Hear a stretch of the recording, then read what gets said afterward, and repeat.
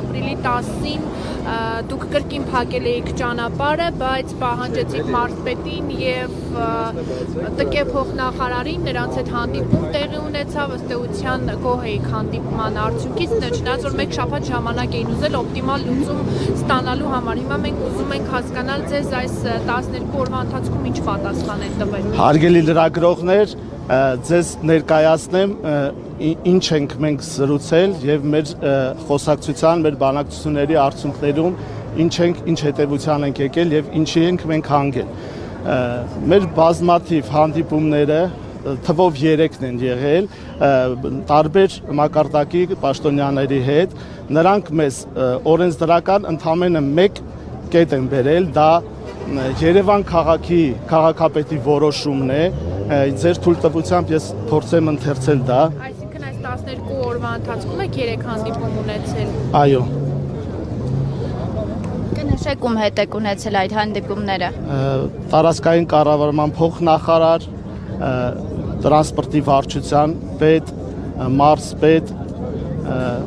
եւ տարբեր թույլտվեք այս պահին չեմ հիշում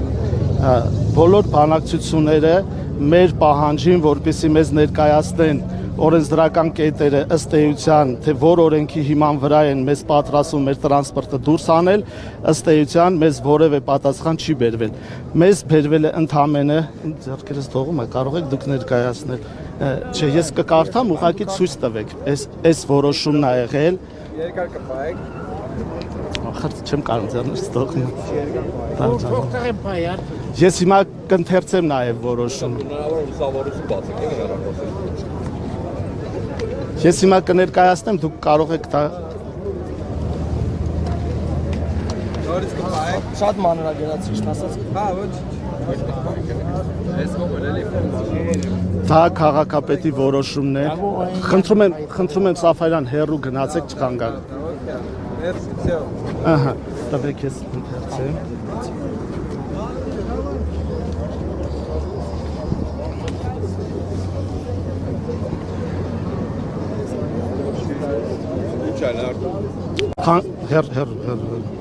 Ուրեմն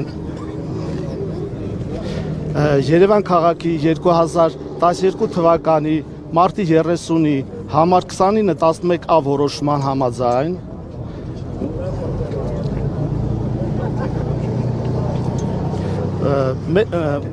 համաձայնության մեջ փոփոխություններ մտցնելու եւ լրացումներ կատարելու Երևան քաղաքի ներհամայնքային ավտոբուսային ցանցի 43, 55 եւ 59 միկրոավտոբուսներից 42-ի երթևեկության աշխատանքը կազմակերպելու մասին է։ Այդ որոշման հիման վրա մցվել է մեր 59 համարի տրանսպորտային միջոցը, որը փոխարինվել է նախկինում գործող 37 համարի տրանսպորտային միջոցին։ Նաեւ այդ նույն հոդվածի երկրորդ կետով ասում է հետեւյալը.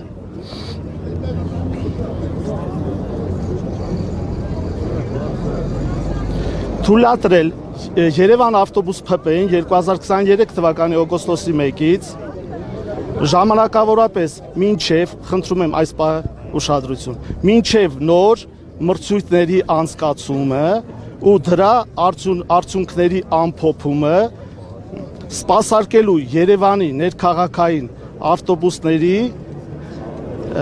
43, 55 եւ 59 եւ միկրոավտոբուսի 42 երթուղի այդ պահին 100 դրամ արժեքով։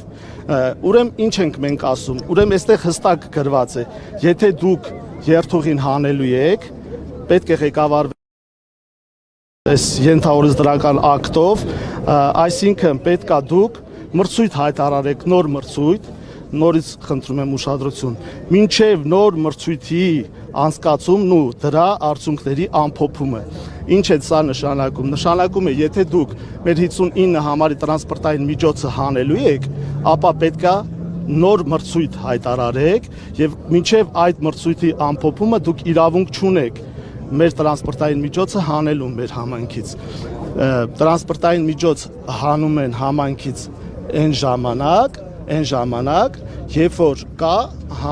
հանրության կողմից պահանջ, պետք է համայնքապետարանում հանրային լսումներ կատարվեն եւ բոլոր փոփոխությունները միմիայն պետք է կատարվեն համայնքի շահերից։ Հակառակ պարագայում